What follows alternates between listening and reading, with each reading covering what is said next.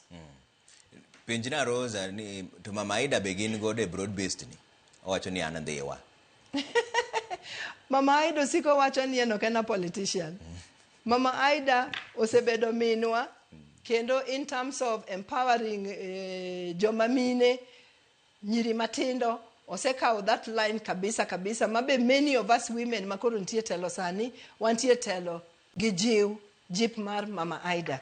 To kaka Mama Idah siko wacho ni en siasa ching ok ne kare ni jakome manager siasa, but obviously Mama Idah is very alive to politics.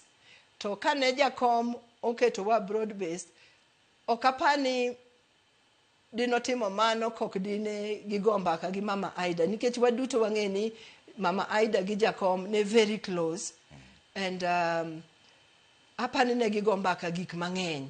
Kora ng'eyo ni kata mbak broad based gi nyaka bed ni ne ginyalo bet ni ne gigoyo. Okay.